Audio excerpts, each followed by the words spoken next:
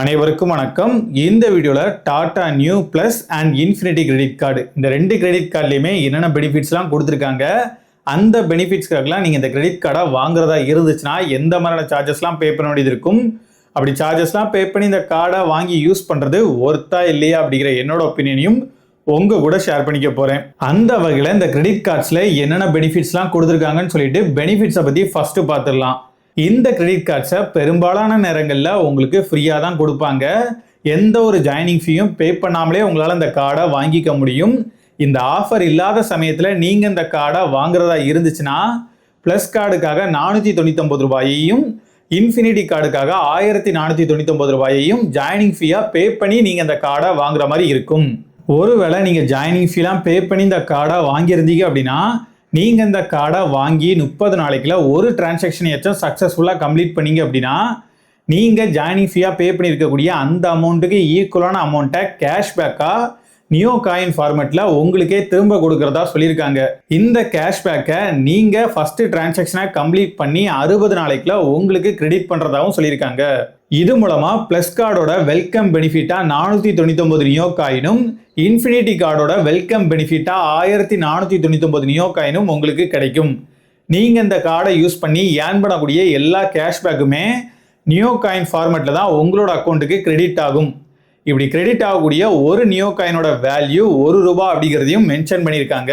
நீங்கள் இந்த கார்டை வாங்கினதுக்கு அப்புறமா நான் ஸ்க்ரீனில் காமிக்கக்கூடிய டாடா பிராண்டில் டிரான்சாக்ஷன் பண்ணும்போது ப்ளஸ் கார்டுக்கு 2% கேஷ்பேக்கையும் இன்ஃபினிட்டி கார்டுக்கு 5% கேஷ்பேக்கையும் கொடுக்கறதா சொல்லியிருக்காங்க. உங்களுக்கு எக்ஸ்ட்ரா கேஷ்பேக் வேணும் அப்படின்னா அதுக்கு நீங்கள் டாடா நியூ ஆப்பில் இருக்கக்கூடிய நியூ பாஸை ஆக்டிவேட் பண்ணுற மாதிரி இருக்கும். இந்த பாஸை நீங்கள் ஆக்டிவேட் பண்ணதுக்கு அப்புறமா நான் ஸ்க்ரீனில் காமிக்கக்கூடிய பிராண்டில் இந்த டாடா நியூ ஆப்பை யூஸ் பண்ணி இந்த கார்ட்ஸ் மூலமாக டிரான்சாக்ஷன் பண்ணிங்கன்னா நார்மலாக இந்த கார்டை யூஸ் பண்ணி டிரான்சாக்ஷன் பண்ணும்போது உங்களுக்கு கிடைக்கக்கூடிய 2% 5% கேஷ்பேக்கோட சேர்த்து அடிஷ்னலாக 5%க்கான கேஷ்பேக்கும் ஆட் ஆகும். நான் முன்னால் சொன்ன எல்லா கேஷ்பேக்குமே நீங்கள் இஎம்ஐ டிரான்சாக்ஷன் பண்ணும்போது உங்களுக்கு அப்ளிகபிள் ஆகாது. நீங்கள் டாட்டாவோட பிராண்ட்லேயோ இல்லை அதர் பிராண்ட்லேயோ போயிட்டு இந்த கார்டை யூஸ் பண்ணி இஎம்ஐ டிரான்சாக்ஷன் பண்ணீங்க அப்படின்னா ப்ளஸ் கார்டுக்கு 1% கேஷ்பேக்கையும் இன்ஃபினிட்டி கார்டுக்கு 1.5% கேஷ்பேக்கையும் கொடுக்கறதா சொல்லியிருக்காங்க. அப்புறம் டாடா நியூ ஆப் மூலமாக இந்த கிரெடிட் கார்ட்ஸை யூஸ் பண்ணி நீங்கள் ஏதாச்சும் பில் பேமெண்ட் பண்ணீங்க அப்படின்னா ப்ளஸ் கார்டை யூஸ் பண்ணி டிரான்சாக்ஷன் பண்ணுறதுக்கு 2% கேஷ்பேக்கையும் இன்ஃபினிட்டி கார்டை யூஸ் பண்ணி டிரான்சாக்ஷன் பண்ணுறதுக்கு 5% கேஷ்பேக்கையும் கொடுக்கறதா சொல்லியிருக்காங்க. இந்த ரெண்டு கிரெடிட் கார்டுமே ரூபே அப்புறம் விசா டைப் ரெண்டுலேயுமே அவைலபிளாக இருக்குது. நீங்கள் இந்த ரூபே கிரெடிட் கார்டை டாடா நியூ ஆப்போட லிங்க் பண்ணி யூபிஐ டிரான்சாக்ஷன் பண்ணீங்க அப்படின்னா ப்ளஸ் கார்டுக்கு 1% கேஷ்பேக்கையும் இன்ஃபினிட்டி கார்டுக்கு 1.5% கேஷ்பேக்கையும் கொடுக்கறதா சொல்லியிருக்காங்க. நீங்கள் இதே ரூபே கார்டை டாடா நியூ ஆப் இல்லாமல் வேறு ஏதாச்சும் ஒரு யூபிஐ ஆப்போட லிங்க் பண்ணி யூபிஐ டிரான்சாக்ஷன் பண்ணீங்க அப்படின்னா ப்ளஸ் கார்டுக்கு 0.25%ஐயும் இன்ஃபினிட்டி கார்டுக்கு 1%ஐயும் கேஷ்பேக்காக கொடுக்கறதா சொல்லியிருக்காங்க. இந்த யூபிஐ டிரான்சாக்ஷன் கேஷ்பேக்கை நீங்கள் ஒரு சில கேட்டகரியில் ஸ்பெண்ட் பண்ணும்போது உங்களுக்கு கொடுக்க மாட்டாங்க. அதோடு மட்டும் இல்லாமல் ஒரு மாதத்துக்கு 500 நியோ காயின் வரைக்கும் தான் இந்த யூபிஐ டிரான்சாக்ஷன் கேஷ்பேக் மூலமாக உங்களுக்கு கிடைக்கும். 500 காயினை ரீச் பண்ணதுக்கு அப்புறமா நீங்கள் எவ்வளோ தான் யூபிஐ டிரான்சாக்ஷன் பண்ணாலும் அதுக்கு எந்த விதமான கேஷ்பேக்கும் கிடையாது அப்படிங்கிறதையும் சொல்லியிருக்காங்க. ஒரு சில கேட்டகரியை தவிர்த்து நீங்கள் இந்த கார்டை யூஸ் பண்ணி பண்ணக்கூடிய எல்லா டிரான்சாக்ஷனுக்குமே கேஷ்பேக்காக 1% ப்ளஸ் கார்டுக்கும் 1.5% இன்ஃபினிட்டி கார்டுக்கும் கொடுக்கறதா சொல்லியிருக்காங்க.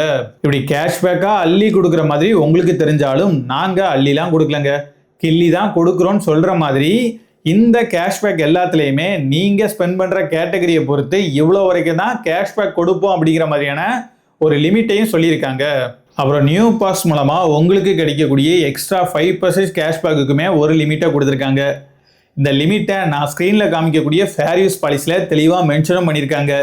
இந்த மந்த்லி அப்புறம் ஆனுவல் லிமிட்டை தாண்டி நீங்கள் டிரான்சாக்ஷன் பண்ணீங்க அப்படின்னா உங்களுக்கு எந்த விதமான எக்ஸ்ட்ரா 5% கேஷ்பேக்கும் கிடைக்காது. ப்ளஸ் கார்டுக்கு பெர் குவார்ட்டருக்கு 1ன்னு சொல்லிட்டு 4 டொமஸ்டிக் லங்கஸஸையும் இன்ஃபினிட்டி கார்டுக்கு பெர் குவார்ட்டருக்கு 2ன்னு சொல்லிட்டு 8 டொமஸ்டிக் லங்கஸஸையும் கொடுத்துருக்காங்க. இந்த டொமஸ்டிக் லங்கஸஸ் உங்களுக்கு வேணும் அப்படின்னா ஒரு குவார்ட்டரில் நீங்கள் 50,000க்கு அதிகமான அமௌண்ட்டை ஸ்பெண்ட் பண்ணியிருந்தா தான் நெக்ஸ்ட் குவார்ட்டரில் இந்த பெனிஃபிட்டை உங்களுக்கு கொடுப்போம் அப்படிங்கிற மாதிரி சொல்லியிருக்காங்க. இன்ஃபினிட்டி கார்டுக்கு மட்டும் அடிஷ்னலாக 4 இன்டர்நேஷ்னல் லங்கஸஸை பெர் குவார்ட்டருக்கு 1ன்னு சொல்லிட்டு கொடுத்துட்டு வராங்க. இவ்வளோ பெனிஃபிட்ஸ் இருக்கக்கூடிய இந்த கிரெடிட் கார்டை நீங்கள் யூஸ் பண்ணுறதா இருந்துச்சுன்னா எந்த மாதிரியான சார்ஜஸ்லாம் பே பண்ண வேண்டியது இருக்குன்னு சொல்லிட்டு சார்ஜஸை பற்றி இப்போ பார்த்துடலாம். இந்த கிரெடிட் கார்டை யூஸ் பண்ணி நீங்கள் டிரான்சாக்ஷன் பண்ணக்கூடிய டேட்டை பொறுத்து 20லேருந்து 50 நாள் வரைக்குமான இன்ட்ரெஸ்ட் ஃப்ரீ பீரியடை இவங்க உங்களுக்கு கொடுப்பாங்க. அந்த இன்ட்ரெஸ்ட் ஃப்ரீ பீரியடுக்குள்ளே நீங்கள் பில் அமௌண்ட்டை ஃபுல்லாக பே பண்ணிட்டீங்க அப்படின்னா எந்த ஒரு பிரச்சனையும் இல்லை. சப்போஸ் உங்களால் பில் அமௌண்ட்டை ஃபுல்லாக பே பண்ண முடியல அப்படின்னா மினிமம் டியூ அமௌண்ட்டையாச்சும் நீங்கள் பே பண்ணி ஆகணும். நீங்கள் எப்படி மினிமம் டியூ அமௌண்ட்டே பே பண்ணாமல் இருந்தீங்க அப்படின்னா இவங்க உங்களுக்கு லேட் ஃபீ போடுவாங்க. இந்த லேட் ஃபீ நீங்கள் பே பண்ண வேண்டிய அமௌண்ட் 100 ரூபாய்க்கும் கீழே இருந்துச்சு அப்படின்னா அப்போ எந்த விதமான லேட் ஃபீயும் போட மாட்டாங்க. 100 ரூபாய்க்கும் அதிகமான அமௌண்ட்டை நீங்கள் பே பண்ண வேண்டி இருக்கும்போது நீங்கள் பே பண்ண வேண்டிய அமௌண்ட்டை பொறுத்து லேட் ஃபீயாக எவ்வளோ சார்ஜ் பண்ணுறாங்க அப்படிங்கிறத நீங்களே ஸ்க்ரீனில் பார்த்துக்கோங்க. என்னதான் நீங்கள் மினிமம் டியூ அமௌண்ட்டை பே பண்ணி லேட் ஃபீலேருந்து தப்பிச்சிருந்தாலுமே நீங்கள் பில் அமௌண்ட்டை ஃபுல்லாக பே பண்ணாத வரைக்கும் இவங்க உங்களுக்கு இன்ட்ரெஸ்ட் போடுவாங்க. அந்த இன்ட்ரெஸ்ட்கான இன்ட்ரெஸ்ட் பெர்சேஜ் அப்படிங்கிறது 3.75% per month, அதாவது வருஷத்துக்கு 45%. இந்த கிரெடிட் கார்டு மூலமாக உங்களுக்கு கிரெடிட் லிமிட்டாக கிடச்சிருக்கக்கூடிய அமௌண்ட்டில் 40% வரைக்கும் ஏடிஎம்லையும் உங்களால் கேஷாக வித்ரா பண்ணிக்க முடியும். நீங்கள் எப்படி ஏடிஎம்ல அமௌண்ட்டை வித்ரா பண்ணும்போது நீங்கள் வித்ரா பண்ணக்கூடிய அமௌண்ட்டில் 2.5% அப்படி இல்லைன்னா 500 ரூபாய், இந்த ரெண்டு அமௌண்ட்டில் எது அதிகமான அமௌண்ட்டோ அந்த அமௌண்ட்டை சார்ஜாக பிடிச்சிப்போன்னு சொல்லியிருக்காங்க. அது மட்டும் இல்லாமல் நீங்கள் அமௌண்ட்டை வித்ரா பண்ண டேட்லேருந்து அதை திரும்ப பே பண்ணுற வரைக்குமே இவங்க உங்களுக்கு இன்ட்ரெஸ்ட் போட தான் செய்வாங்க. அந்த இன்ட்ரெஸ்ட்கான இன்ட்ரெஸ்ட் பெர்சேஜ் அப்படிங்கிறது நான் ஆல்ரெடி சொன்ன அதே பெர்சேஜ் தான். நீங்கள் இந்த கிரெடிட் கார்ட்ஸை யூஸ் பண்ணி ஃபியூயல் ஸ்டேஷனில் டிரான்சாக்ஷன் பண்ணும்போது நீங்கள் டிரான்சாக்ஷன் பண்ணக்கூடிய அந்த அமௌண்ட்டில் 1% ஃபியூயல் சார்ஜஸாக பிடிச்சிப்போன்னு சொல்லியிருக்காங்க. ஆனால் அதுவே நீங்கள் இந்த மாதிரி ஃபியூயல் டிரான்சாக்ஷன் பண்ணும்போது மினிமம் 400 ரூபாயிலிருந்து 5000 ரூபாய் வரைக்கும் சிங்கிள் டிரான்சாக்ஷன்லேயே டிரான்சாக்ஷன் பண்ணிங்கன்னா அப்போ உங்களுக்கு இந்த ஃபியூயல் சார்ஜஸ் பிடிச்சாலும் அதை உங்களுக்கே திரும்ப ரீஃபண்ட் கொடுக்கறதா சொல்லியிருக்காங்க. இந்த மாதிரி ஒரு மாசத்துக்கு 250 ரூபாய் வரைக்கும் பிளஸ் கார்டுக்கும் 500 ரூபாய் வரைக்கும் இன்ஃபினிட்டி கார்டுக்கும் ரீஃபண்ட் கொடுக்கறதா சொல்லியிருக்காங்க. நீங்க இந்த கிரெடிட் கார்ட்ஸோட லிமிட்டை கண்டுக்காம உங்க இஷ்டத்துக்கு தேய்ச்சிங்க அப்படின்னா ஓவர் லிமிட் சார்ஜை பே பண்ற மாதிரி இருக்கும். இந்த ஓவர் லிமிட் சார்ஜா நீங்க உங்க லிமிட்டை தாண்டி செலவு பண்ண அமௌண்ட்ல 2.5% அப்படி இல்லைன்னா 550 ரூபாய், இந்த ரெண்டு அமௌண்ட்ல எது அதிகமான அமௌண்ட்டோ அந்த அமௌண்ட்டை சார்ஜா பிடிச்சிப்போன்னு சொல்லியிருக்காங்க. நீங்க பண்ணக்கூடிய எல்லா ரெண்டல் பேமெண்ட்டுக்குமே நீங்க டிரான்சாக்ஷன் பண்ணக்கூடிய அமௌண்ட்ல 1% சார்ஜஸா பிடிச்சிப்போன்னு சொல்லியிருக்காங்க. யூட்டிலிட்டி பில் பேமெண்ட்டை பொறுத்த வரைக்கும் ஒரு மாசத்துக்கு 50,000 ரூபாய் வரைக்கும் நீங்க எந்த ஒரு எக்ஸ்ட்ரா சார்ஜஸும் பே பண்ணாம இந்த கார்டை யூஸ் பண்ணி உங்களால டிரான்சாக்ஷன் பண்ணிக்க முடியும். ஒரே மாசத்துல 50,000க்கு அதிகமான அமௌண்ட்டை யூட்டிலிட்டி பில் பேமெண்ட்டா இந்த கார்டை யூஸ் பண்ணி டிரான்சாக்ஷன் பண்ணீங்க அப்படின்னா நீங்க டிரான்சாக்ஷன் பண்ணக்கூடிய அமௌண்ட்ல 1% சார்ஜா பிடிச்சிப்போன்னு சொல்லியிருக்காங்க. ஆன்லைன் கேமிங் பிளாட்ஃபார்ம்ல ஒரு மாசத்துக்கு 10,000 ரூபாய் வரைக்கும் நீங்க எந்த ஒரு எக்ஸ்ட்ரா சார்ஜஸும் பே பண்ணாம இந்த கார்டை யூஸ் பண்ணி டிரான்சாக்ஷன் பண்ணிக்க முடியும். ஒரே மாசத்துல 10,000க்கு அதிகமான அமௌண்ட்டை நீங்க இந்த மாதிரி டிரான்சாக்ஷன் பண்ணீங்க அப்படின்னா அப்போ நீங்க டிரான்சாக்ஷன் பண்ணக்கூடிய அமௌண்ட்ல 1% சார்ஜா பிடிச்சிப்போன்னு சொல்லியிருக்காங்க. ஃபியூயல் டிரான்சாக்ஷன் அப்போ நான் முன்னாலே சொல்லியிருந்த அந்த ஃபியூயல் சார்ஜஸ் உங்களுக்கு ஆட் ஆகும். அதோட மட்டும் இல்லாமல் ஒரு மாசத்துக்கு இந்த கார்டை யூஸ் பண்ணி 15,000 ரூபாய் வரைக்கும் தான் நீங்கள் எந்த ஒரு எக்ஸ்ட்ரா சார்ஜஸும் பே பண்ணாமல் ஃபியூயல் டிரான்சாக்ஷன் பண்ணிக்க முடியும். 15,000க்கு அதிகமான அமௌண்ட்டை நீங்கள் இந்த கிரெடிட் கார்டை யூஸ் பண்ணி ஃபியூயல் டிரான்சாக்ஷனாக பண்ணுறீங்க அப்படின்னா அப்போ நீங்கள் டிரான்சாக்ஷன் பண்ணக்கூடிய அமௌண்ட்டில் 1% சார்ஜாக பிடிச்சிப்போன்னு சொல்லியிருக்காங்க. நீங்கள் கிரெட், நோ புரோக்கர், செக் இந்த மாதிரியான ஆப்ஸை யூஸ் பண்ணி எஜுகேஷன் ரிலேட்டடாக ஏதாச்சும் டிரான்சாக்ஷன் பண்ணீங்க அப்படின்னா அப்போ நீங்கள் டிரான்சாக்ஷன் பண்ணக்கூடிய அமௌண்ட்டில் 1% சார்ஜாக பிடிச்சிப்போன்னு சொல்லியிருக்காங்க.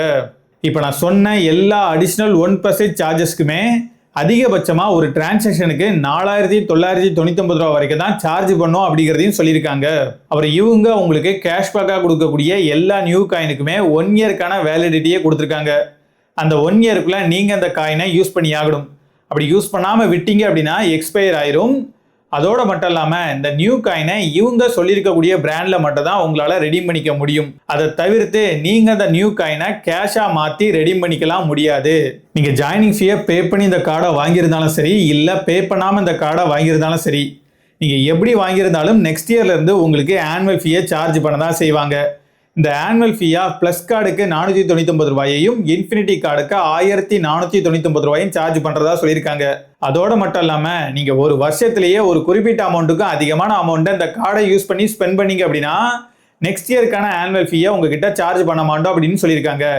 இதுக்கான லிமிட்டாக பிளஸ் கார்டுக்கு 1 லட்ச ரூபாயையும் இன்ஃபினிட்டி கார்டுக்கு 3 லட்ச ரூபாயும் சொல்லியிருக்காங்க. இந்த லிமிட்டை தாண்டி நீங்கள் ஒரு வருஷத்துக்குள்ளேயே டிரான்சாக்ஷன் பண்ணும்போது நெக்ஸ்ட் இயருக்கான ஆனுவல் ஃபீ வராது.